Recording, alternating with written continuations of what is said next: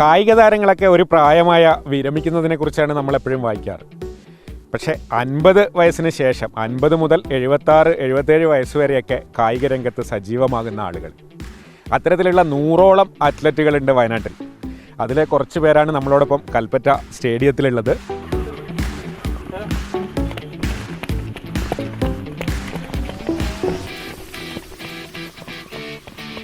എത്രയായി? എനിക്ക് 55 വയസ്സ്. അവിടെ നമുക്ക് വയനാട് ജില്ലയിൽ ഈ മാസ്റ്റേഴ്സ് താരങ്ങളെ കുറിച്ച് പറയുകയാണെങ്കിൽ അവർ വളരെ റേഞ്ചുള്ള ആൾക്കാരാണ്. കാരണം കായികപരമായിട്ട് അവർ വളരെ ഒരു അഭിമാനമാണ് വയനാട്ടിൽ. അപ്പോൾ 75 വയസ്സുള്ളവർ, 70 വയസ്സ്, 65 വയസ്സ്, 60 വയസ്സ്, സ്ത്രീകളും പുരുഷന്മാരടക്കമുള്ള വലിയൊരു ശക്തിയാണ് വയനാട്ടിലുള്ളത്. അതിൽ കുറച്ച് പേരാണ് ഇവിടെ വന്ന് കൂടിയിരിക്കുന്നത്. ചേച്ചിക്ക് എത്രയാണ്? എനിക്ക് 72. ഏതാ ഐറ്റത്തിനാ പോകുന്നത്? പങ്കെടുത്ത് ഓട്ടം ഉണ്ട്, ഹഡിൽസ് ഉണ്ട്.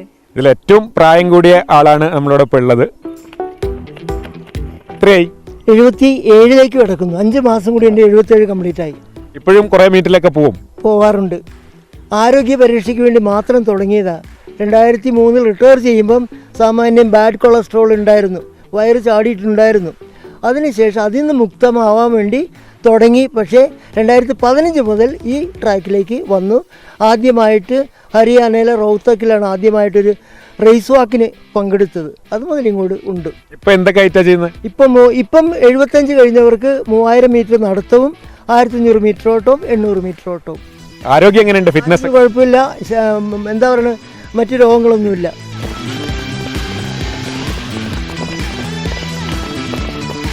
ഷോട്ട് പുട്ട് താരമാണ്. അദ്ദേഹത്തിന് വേറൊരു പ്രത്യേകതയും കൂടെ ഉണ്ട്. ക്യാൻസറിനുള്ള ചികിത്സ നടത്തിക്കൊണ്ടിരിക്കുകയാണ്. എറണാകുളത്ത് ഗംഗാധര സാർ ലേക്ക് ഷോർ ഹോസ്പിറ്റലാണ് ചികിത്സ.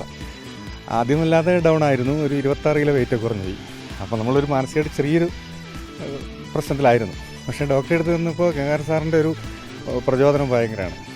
രോഗത്തിന് ചികിത്സ ഞാൻ ചെയ്യും, ബാക്കിയുള്ള കാര്യം നീ ചെയ്യാൻ എന്നോട് പറഞ്ഞു. അപ്പോൾ അതനുസരിച്ച് 2 വർഷം നമ്മൾ ഈ രംഗത്ത് മാറി നിൽക്കേണ്ടി വന്നു. പക്ഷേ 1 വർഷമായിട്ട് പ്രായം എത്രയായി?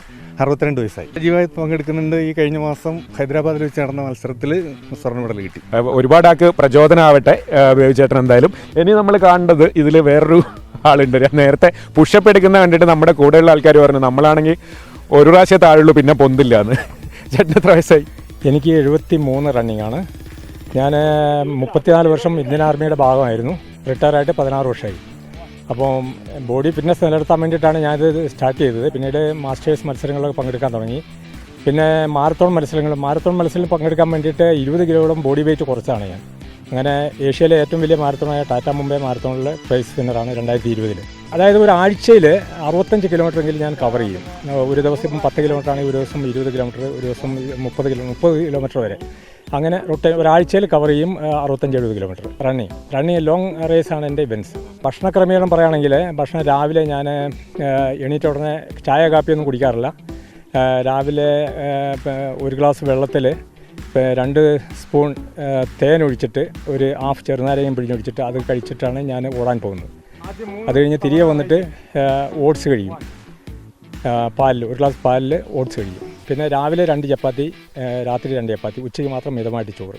എവിടെ നിന്നാണ് ഈ ഇൻസ്പിറേഷൻ കിട്ടുന്നത്? ഇൻസ്പിറേഷൻ എന്ന് പറഞ്ഞിട്ടുണ്ടെങ്കിൽ നമ്മൾ അതായത് 40 വയസ്സ് തികയുന്നതിന് മുൻപ് ലൈഫ് സ്റ്റൈൽ രോഗങ്ങൾ ബാധിച്ച് ഓരോരുത്തരൊക്കെ കഷ്ടപ്പെടുന്നത് നമ്മൾ കണ്ടുകൊണ്ടിരിക്കുകയാണ്. അതിൽ നിന്ന് ഒഴിഞ്ഞു നിൽക്കാൻ വേണ്ടിയിട്ട് ഇപ്പോൾ ഞാൻ പറഞ്ഞില്ലേ 70 വയസ്സിന് മേളിൽ 72 വയസ്സ് കഴിഞ്ഞു. അപ്പം അതിനുവേണ്ടിയുള്ള ഏറ്റവും നല്ല ഉപാധിയാണ് ഡെയിലി കുറച്ച് സമയം 1/2 മണിക്കൂറെങ്കിലും നമ്മൾ വർക്കൗട്ട് ചെയ്യുക എന്നുള്ളത്. അപ്പോൾ അങ്ങനെയാണ് ഇൻസ്പിറേഷൻ കിട്ടിയത്.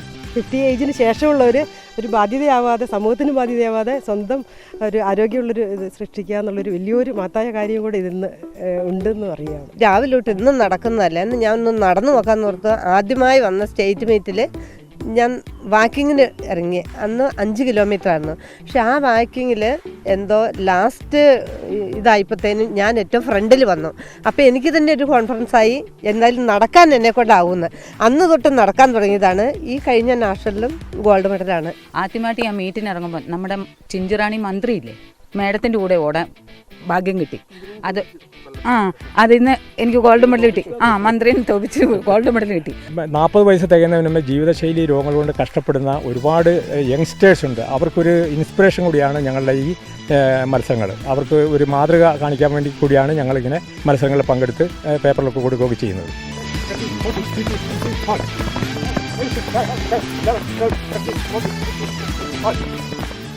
ഇവർക്ക് ഇനിയും ഇതുപോലെ ഒരുപാട് മുന്നോട്ട് പോകാൻ കഴിയട്ടെ.